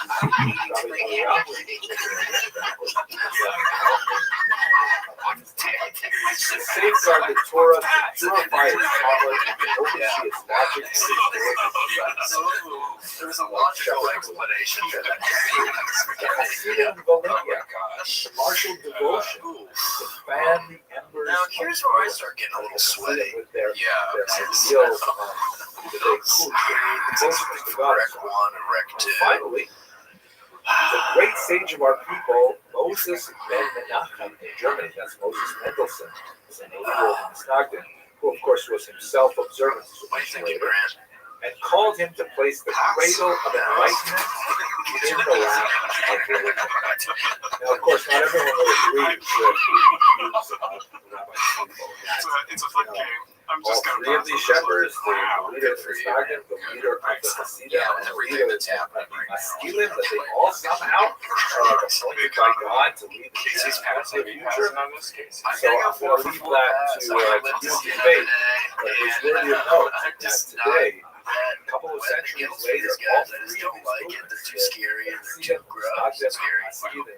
I did send 2 photos you could send to Grant. I think I found a little lady for you. It's a picture of us being Continue to exist with each other in kind of a dynamic tension to tease out I'll pass on this one. I don't like how the spaghetti's still on the Okay, I hope you enjoyed this lecture. I had fun thinking about it, talking about it with you. If you are so inclined, please do subscribe. Please share this video with other people who are listening. Because one of my increasing pleasures with putting these lectures out there is seeing other people hit that subscribe button and increase the universe of people who are interested in studying religion. Thank you very much for watching. somewhere, and they're like when Grant types that in, like scary baby eating spaghetti. There's just the supercomputer somewhere, and it's thinking to itself, okay, and then it just is able to make these images. Yeah. It's TI-81's Oh God. Calculator? Yeah, but there's like 40 of them all hooked up into one. Jesus Christ. I remember playing games on that. Yeah. And they used to put there was a way to put something in the memory. You could put all the answers. Like in the memory, there was some kind of weird thing that does the teachers not know that you could just save notes on their calculator? I remember there was a point in time in Tennessee where there were a couple of tests where I would write everything down really tiny. And then I'd put the thing, and I shouldn't be admitting to thievery and cheating right now, but I'd put it in my pocket, I'd wear shorts, and I'd put it right down here, and I'd be able to look down there. I used to be Such a rush, just cheating on fucking tests that I don't give a shit about. Talk about a rush. Yeah, I used to do the little folded paper in my watch band. Just fold it like a fortune cookie and just put it back in my watch. Do it on your water bottle too, put it beneath the label. Oh, what's that? We didn't drink water back then, man. Sodium.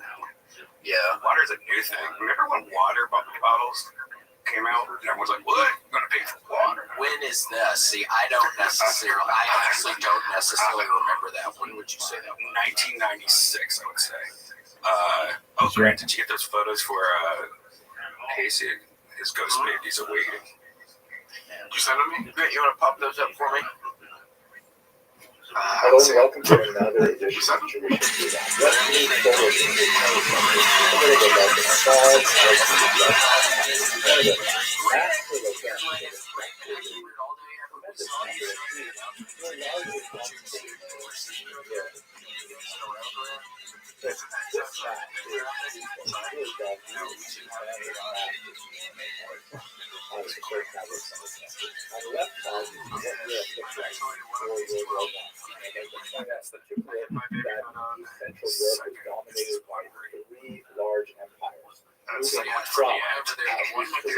the Russian Empire, which is made up of many different nationalities. Was that really? He was a baby? The Tsar Nicholas II, and then Germany, which dominated the Baltic Sea coast, and below Austria-Hungary, also a very important state that was actually dual monarchy. These three large empires dominated the region. But after World War I, there were a number of peace treaties that divided these three great empires up to much smaller countries and actually resulted in a tremendous amount of dissatisfaction, primarily located in those peoples who lived in these three regions with particular nationalities, the Germans, the Germans, the Austrians, the Hungarians, Austria-Hungary, and so on. There were a lot of winners, on the other hand, in these first World War I treaties, and you can see they actually got their own country. So, for example, Austria was Germany, which of course was a country prior to the late 18th century, but then it was essentially divided up by its three neighbors, disappeared from the map of Europe.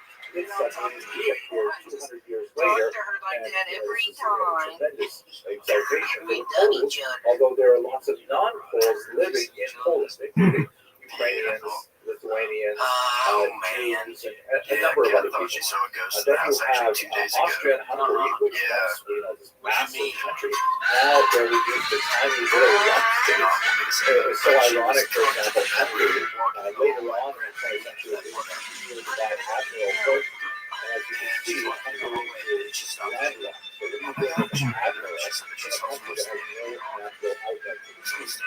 Yugoslavia was created from the remnants of much of Austria-Hungary. So significantly for Germany in particular, the new country of Czechoslovakia now divided into the Czech and Slovakia, but back then one country. Hitler used to refer to it as a dagger pointed at the heart of Germany. So you have a lot of states who are very much into revising these treaties, meaning they want to go back and wipe out some of these gains of these new countries, and they want to regain some of the grandeur of the Russian Empire, of course, collapses, and we're going to spend most of our time today talking about that. But it's divided into several countries. There is Russia proper, which is basically pushed back significantly towards the east because of where the front lines of the German army were at the end of World War I. And west of those front lines, you have new countries, Belarus, for example, and the Baltic states of Lithuania, Latvia, and Estonia. Ukraine is created within the Soviet Union that we'll discuss in a second, but it's divided. There are Ukrainians who are on the Polish side of the post-World War I treaty, and there are Ukrainians who are on the Russian side of the post-World War I treaty. So there's a tremendous amount of dissatisfaction among the users of World War I who are unhappy with the peace treaties, and they want to survive. And of course, there is a war on Russia itself. So Russia is extremely complicated. It's I'll try to make this simple as possible. The first thing you realize is that there were actually two revolutions in Russia. separated by a few months. They both occurred in the year 1917, although the month in which they occurred depends on where you were standing at the time they occurred. The reason why this is so is because it was only in 1918 that the communists officially adopted the Gregorian calendar that is currently in use in Western Europe and America. Prior to that, they were using the Julian calendar, which does not have the same calculation that we did in February we had that week. So that meant that quite literally Russia was 11 days behind the rest of their calendar. And so when we look at Russian sources, for example, that was written at that time, they refer to the February Revolution because of Russia occurred in February. But if you were talking about Syrian Revolution occurred, it would have been in March. So let's just say there was a Ukrainian Revolution, and it occurred, it began really in Petrograd, north of the Secretary of State. It gives you a sense of just how tumultuous and crazy everything was. The city called Petrograd, Peter's city, was a Russian name of the city that was founded by Peter the Great. Years ago, that was called St. Petersburg. The reason why it's no longer called St. Petersburg is because they thought that sounded too German. Petersburg is a German city, so the city has been named Peter. So they wanted to have a Russian sound, so they were fighting with the Germans, so they called it Petrograd. Then, when the communists came to power, they renamed it again because they didn't want it named after a Tsar. They renamed it Leningrad. Right, Lenin City, and then of course after the collapse of the Soviet Union, at the end of the 20th century, it was renamed back to its original name of St. Petersburg. This is all very simple. But it happened in Petrograd where there was a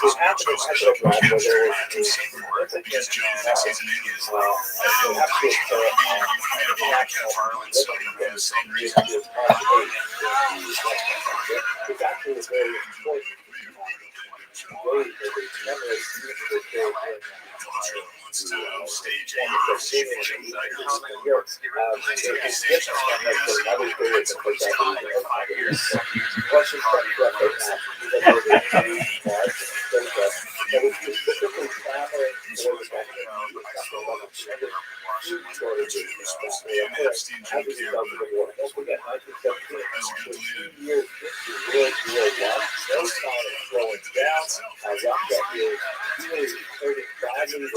not able to equip their troops properly.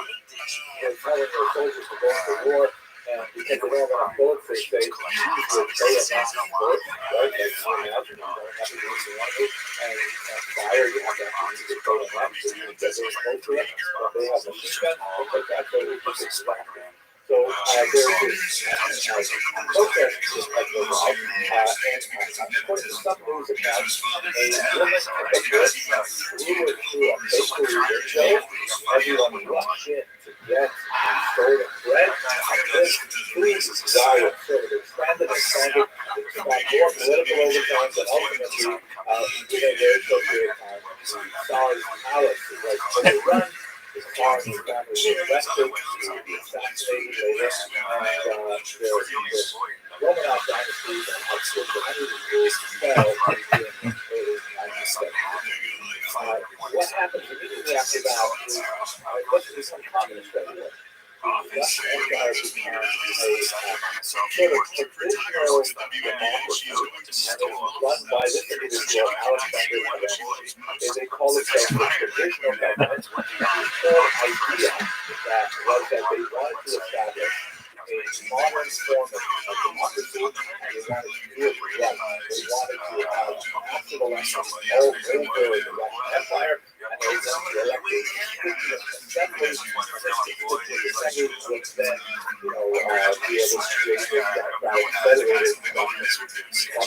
Zelensky was widely admired by the Jewish population because one of the very first acts in his role as the leader of this provisional government is to abolish the native Pale of settlement. Here you can see a map of the Pale of settlement from the Encyclopedia Britannica, and it was hated by Jews because it placed all kinds of anti-Jewish restrictions on Jewish activity, commercial activity, traveling education, and you've been clamoring to have equal rights. They want to be able to, free themselves from the guilt that so Kerensky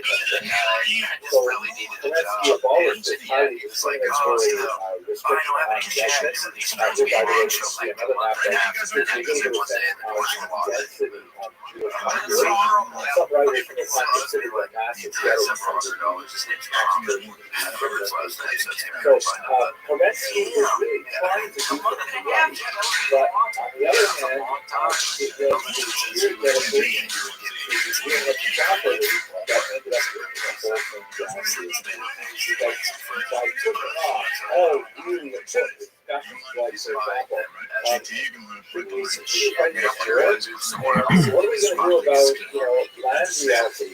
And what about all these peasants and their demands? And what about the urban workers? And they basically couldn't do anything until they had the Constituent Assembly.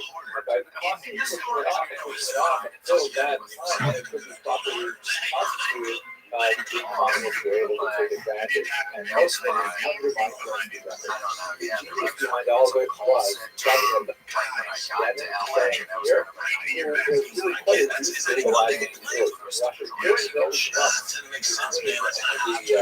first revolution in February, March, and the second revolution, the communist revolution of October, November 1970. There's a piece of propaganda from the era that shows the Robert Glenn and Conrad Lenin at the top there with his characteristic soft cap, and he's getting rid of all of the negative classes the ability and the bottom, and he also what looks like a monopoly man. This is a caricature of a capitalist who recognizes the hat, particularly with a waistcoat and usually a bag of money. And quite often, not this particular example, but quite often, the capitalist is not so veiled during the price war. The communists, however, were unusually strong on minimizing anti-Semitism at the time, especially in comparison to their rivals, the white Russian movement.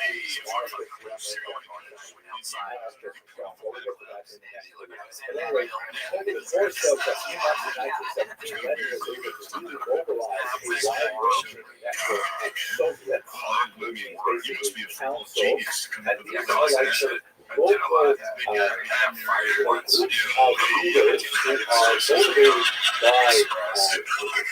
ideology who want to take over the means of production themselves. And we've got Soviets in factories, Soviets in municipalities, and so on. And ultimately, he was able to take over and disband the Constituent Assembly and proclaim the Union of Soviet Socialist Republics, the USSR.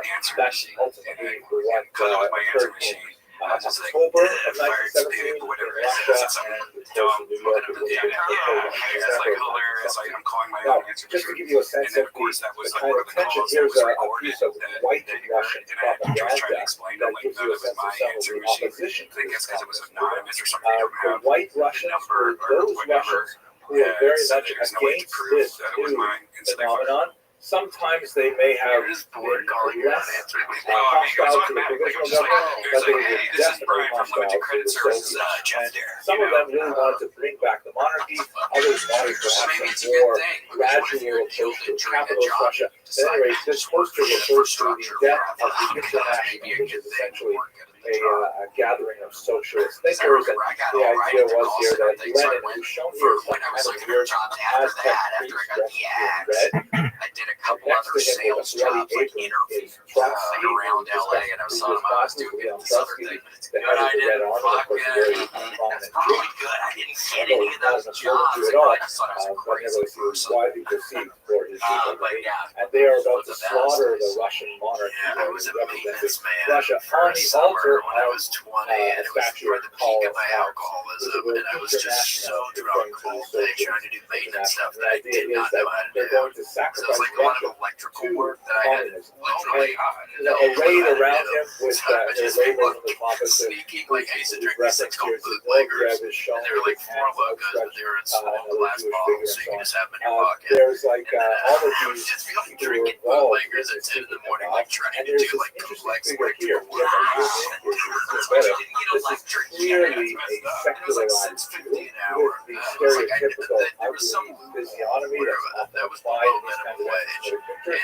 But in case we missed it, he's also got tails. He's also got forelegs there to indicate he, like many communist Jews of that era, had jettisoned his Jewish identity in order to absorb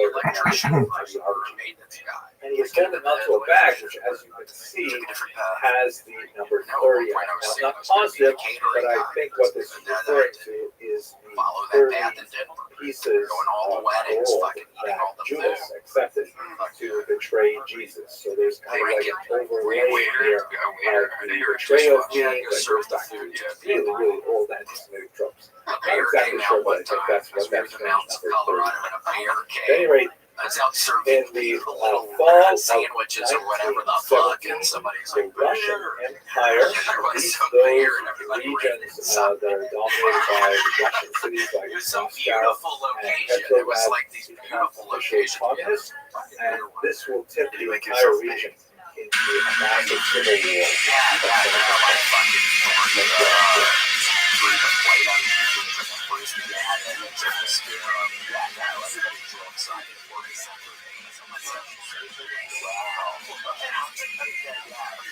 So excited for it. I don't say stuff.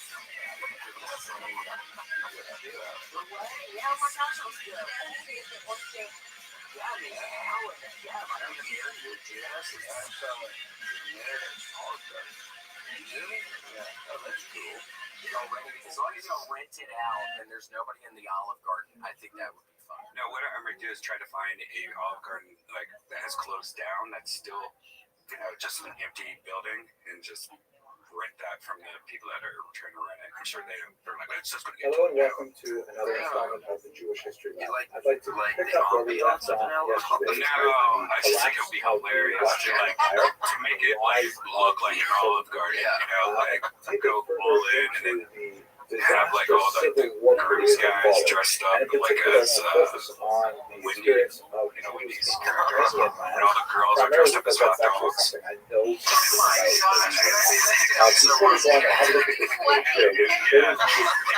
Janice already said it's a good idea. You dressed up as some fancy bill. Can we relive every day? As you see, on the upper left, it has with still some Dracula, Fabulous Cowboy. and on the right, Cowboys always fabulous Cowboy. The top 3 probably Centaur, Dragon, and then at the bottom, underneath number 100, you would be the best. The best Centaur out of all the people. You're sweet. Why do you say that? You just have like a very Centaurian look to it. You would go in with a horse. We'll have to see what exactly happened. The reason why I mentioned I actually know something about this is because this was the topic of my PhD dissertation. I did a ridiculous amount of primary research in several archives around the world and several of them in the former Soviet Union, and eventually came out with this book, which I'm proud to say still has some sort of and it's been translated as well. An important publishing house there with you. And so you're curious to get it in English. It reminds me of when you used to. What I focused on was this unusual period of time in which there was a remarkable guys, I was watching somebody text something, and one of the kill Tonys during the pandemic when it was at the Gino guy's place. And it was just ridiculous. Difficult symbiosis for a very long time.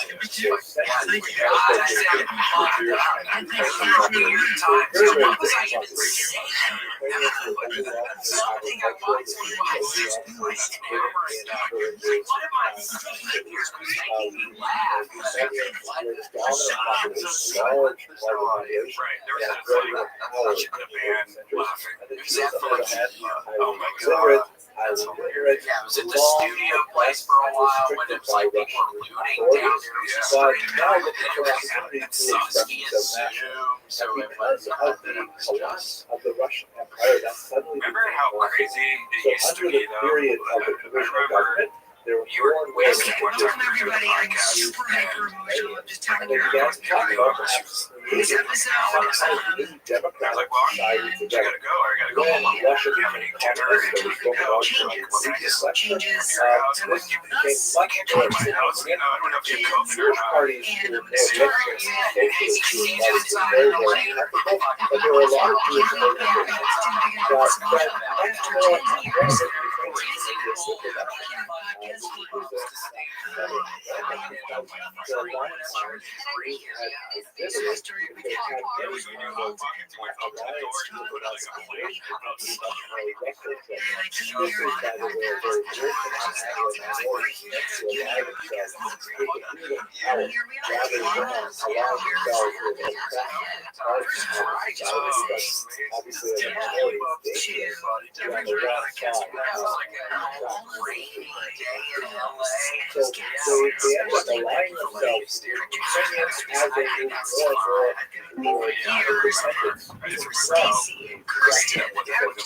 Welcome.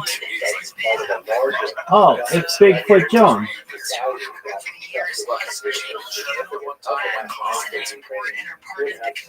How you living, Pimp? What's good, son?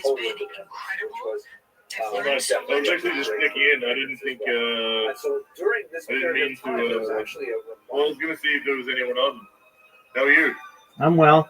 I mean, it's like 4:27 or 4:37 in the morning here, so it's still early. What are you doing up? I have a friend of mine from Australia, and he and I play video games. Not video games, but like we play chess, and checkers, and mini golf and darts, all kinds of mini games against each other. And so he keeps me up and that kind of reverse my hours.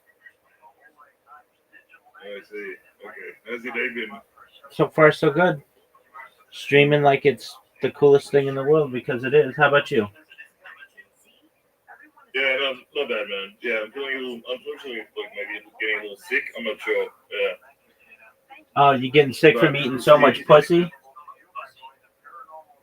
Sorry, what was that? Are you getting sick from eating so much pussy? That's right, yeah. There you go, big dog. What's new in your neck of the woods? Not much. I was just, honestly, not that much. I had a day off, so I was looking up obscure sort of Jewish rabbis and stuff. You know, videos with less than 300 views on YouTube. Very well. How'd that go? I mean, it's interesting. Like, I just found out a new term today, which I'd never known before, which is, I don't even know how to pronounce it. Sadikim Nistarim. I think it's meant to be 36 people, you know, in who sort of support the world and in some way in each generation. It's interesting, you know. Most I certainly. didn't know much about it. Yeah. So, what made you so interested in this topic? I saw it on Bernie's Twitter. No, I know that's how you found out about me. Oh, did he post something else? I found out about this band as well. Oh, Yeah. very well. Oh, very cool. And do you ever go on Twitter Spaces? No. Well, I have been before. Yeah. And how did that go? Like, I wasn't actually talking on Twitter Spaces. I was just. Oh, just listening. Like listening to other people. Very well. What are your favorite topics? Look. I mean, that's a really good question. We couldn't actually tell you. Like insofar as I wouldn't actually know. You know, I I jumped onto Discord because I thought, I remember having a chat with you the other night. I thought I might flick through the sort of your sort of general list of things that you talk about, because there was some interesting stuff, but I didn't mean to actually connect, you know what I mean? Yeah, But absolutely. it's cool, whatever, it happened. That's okay. Go do your thing. If you just want to check out the server, feel free. That's all good. So, yeah, how's your, I suppose it's 4 a.m. in the morning. Are you going to sleep, or Yeah, I'll go to are you sleep. going to stay up all night? I'll be up all night, but I'll go to sleep in a little bit. I've just been programming robots and just getting people to notice what I do and to tweet about me or to blue sky about me. And that's always cool, especially when like I'm just sitting here and the robots are doing their thing. And basically it causes people from around the world to either promote what I've done or tweet about it in one way or another, just some other type of support. So that's cool. I'm always about that. And I'm just watching Jewish history lectures, just enjoying life. Okay. Yeah, so that's what I'm doing. What are your plans for this weekend? Oh man, I'm going to see my mum who's a bit sick. Has a few issues with her back and stuff, so she needs someone to be there on the weekend when her care is not there. So that's what I'm doing this weekend. Very well. And so you're like somewhat of a caretaker to her when you need to be? Yeah, I mean she's getting much better now, so it's like in many ways I in many ways I don't need to, but I'm in a routine now. It's winter in Australia, so frankly there's there's not exactly a great deal to do anyway. So Word. What about you? What are you doing this weekend? Oh, I'll be streaming. I may go on a walk each day just to get outside. Weather's been nice and it's nice and warm. I probably nothing too major. Maybe do some laundry, do some shopping online, and get groceries and stuff. That's really what I've got on the agenda. Nothing too exciting, but then again, it is a little different. And I have some friends of mine who returned from some personal issues or so, and they're from India, and they come in, and we play just about every single day. So I've been playing a lot of games with people, frankly. Every person who comes in, if we play games together, they're like, "Oh, you want to play? Yeah, we'll play." And so I've got a friend of mine who every night she comes in before she goes to bed, and she and I play. I've got a friend in Canada. He and I just picked up a new game. It's known as Carom. If you've ever heard of it, it's basically like shuffleboard. Yeah. It's like a Middle Eastern game. Another game that we've been playing. It's the oldest. I play this with my friend from Australia. It's the oldest. How do I want to say this? The oldest board game family of games in the world. It's known as Mancala. Have you ever heard of this? No. Well, keep going. It was played in Egypt, like under the Egyptian civilization, and it's played in Africa and the Middle East, and hasn't gotten too popular in Western society until recently. So it is something that we've been playing. We've just kind of been playing like more obscure games just to learn more about them, and they're fun. And and then we play. Have you ever heard of the role game of before?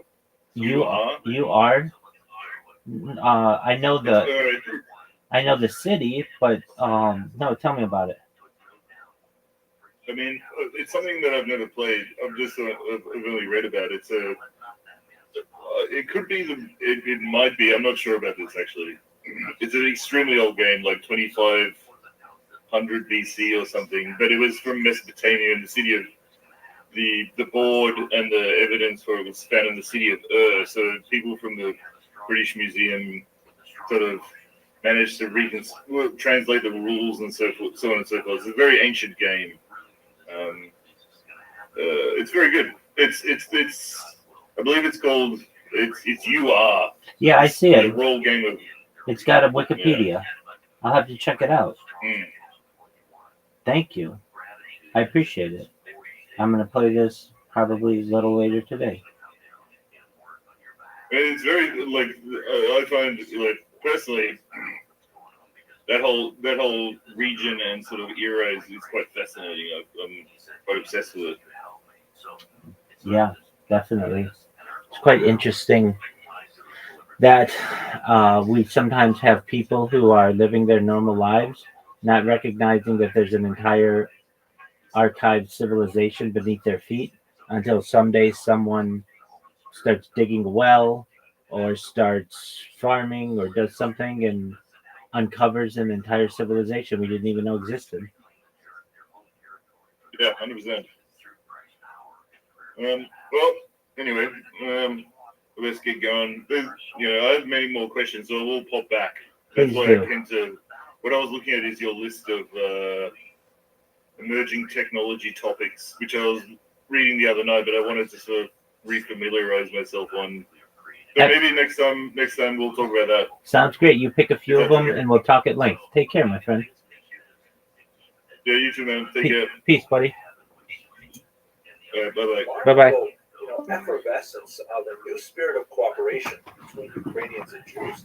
And it was extremely important because the Jews were, quite a significant population. Here's a map taken from the research of my PhD supervisor, Dr. Paul Robert Magwachi, who's one of the great world experts on Ukrainian history. And you can see here the tremendous concentration of Jews, where in much of Ukrainian ethno-linguistic territory, shown with the blue border, Jews constitute more than 15% of the population. That's particularly true in so-called right bank Ukraine, because they're on the right bank of the Dnieper River, which flows from north to south. Very, very heavy Jewish populations there. And so this idea of a connection between Ukrainians and Jews was very much appreciated by at least the urban literate Jews, perhaps less so by the wider population, but nevertheless, there was a certain amount of general enthusiasm. But, this is a chaotic time. Remember, this is all happening at the very end of World War I. There are German troops that are demobilizing, frequently without support from Germany. They're selling their arms and trying to make their way home on their own. There's a civil war brewing to the north, with Russia going communist and Ukraine not going communist. There are bands of anarchists that are wandering free, and there's no state power of any authority that actually can control any of this. Of course, it would explode into a bloody period of civil war and violence. But before that, let's just look at this document, which gives you a sense of how tenuous this rapprochement between Ukrainians and Jews were. This is a document that I found in the archives, typical of hundreds and hundreds of documents from this period here. And it's actually a document related to a particular Jewish community. And you can see that it is written in Ukrainian. That's the Slavic Cyrillic alphabet on the left of the page. But the typewriter that was used to write it was a Russian typewriter. And so there are certain, half a dozen odd letters in the Ukrainian alphabet that the Russians do not have. And so whenever they had the letter I, which you can see in the first line of text there, the typist had to actually leave a blank space, and then afterwards actually physically write in longhand a letter I, because the typewriter wouldn't tolerate Ukrainian. That gives you a sense of that. And by the way, for those of you who were born after, let's say, 1985, typewriters are kind of like word processors, except that you can't go back and delete things. You have to write it exactly the way it turns out the first time, and then make it into a hard copy. Actually, it becomes a hard copy as you do it. And, I'm not going to explain to you technology. This is kind of weird. And then on the right, you see they've added in the Yiddish translation of the the same document. Of course, there's no Yiddish typewriters, so the whole thing has to be written in by hand. But it just gives you a sense of how, they were trying to piece these things together without the right equipment, even to type up their orders. But nevertheless, it has certain kind of youthful exuberance that in many ways was made the period, emblematic of the best that could have happened. Unfortunately, it all collapsed in terrible, terrible violence, primarily because of the pogroms that were especially bad in the year 1919. Now, there are many, many forces who are active in Ukrainian ethno-linguistic territory that were guilty of perpetrating pogroms. The White Russians, who we talked about in the previous lecture, who were monarchist, anti-communist Russians who wanted to, either restore the Tsar if possible, or if not, at least go back to some kind of provisional government, but certainly not the communists. They engaged in very brutal attacks on Jews. There were a number of foreign armies. A Polish army was there, and there were also bands of roving anarchists, particularly the Greens, people like Nestor Makhno, who were associated with attacks on civilian populations. Not only Jews, Mennonites, for example, suffered. Poles also suffered when they were far away from large Polish centers, and it was a very, very bloody period of time. The numbers of deaths are very, very difficult to calculate, but certainly in the tens of thousands. Reasonable estimates of 50 to 60,000. Terrible, terrible time. And really, if it were not for the Holocaust that would occur only 20 years later, this would be considered one of the greatest periods of violence perpetrated against the Jews since Temple times. It's definitely much worse than the Crusades. It's arguably much worse even than the Khmelnytsky massacres of the 17th century. And nevertheless, because the Holocaust and its much greater violence so deeply overshadowed this period, we tend to forget about it. Now, when I did my research back in the 1980s, 1990s, I really had to rely heavily on archival sources and secondary sources that were largely written in the 1920s. But my colleague Jeffrey Weidlinger has written really a remarkable book called In the Midst of Civilized Europe, the pogroms of 1918, 1921, which really treats the violence of this period in a much more significant and comprehensive manner. It's really, I'll put the link in the notes to this because it's really a phenomenal book. But anyway, let's go back to where we are. From the point of view of Ukrainian-Jewish relations, however, specifically with regard to that remarkable period that I described at the beginning of this lecture, one of the most tragic elements of this period is that roughly 40% of the pogroms that were recorded were attributed to the Ukrainian Directory forces under the control of this man, Simon Petlura. Now, we have to place this into a lot of context. Simon Petlura was a former journalist who early on in his career actually exhibited some significant philo-Semitic tendencies. He had written some positive things about Jews in his work and so on. But as the leader of this very tenuous Ukrainian political movement, which could claim maybe 100,000 troops at its disposal at the beginning of 1919, found himself beleaguered and under tremendous attack by forces from all sides. Not only the Soviets, but also the Whites, the Greens, and so on.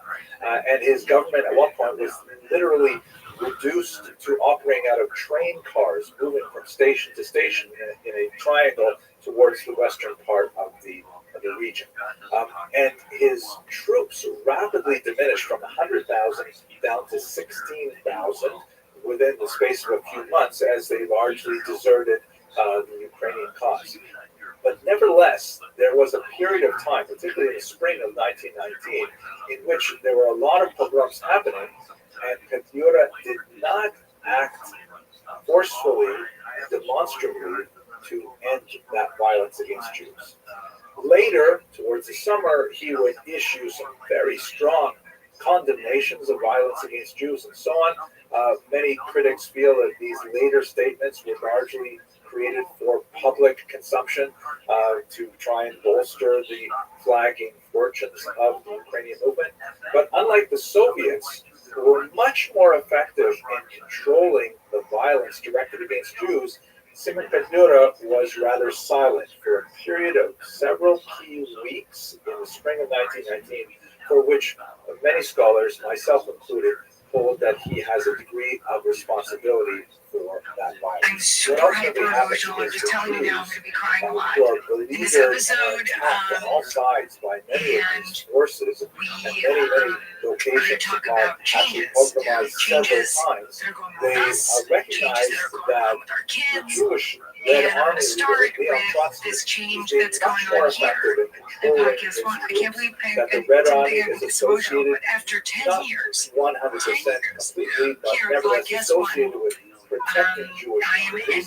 So there is a surge of support in 1998 so we started with Heather Rose World and morphed into Let's Talk. It's been so much so that the Red Army had to set up special training programs for these Jewish students. Some of them were literally piloted out of yeshivas in order to pick up a gun that they never touched before in their life, in order to defend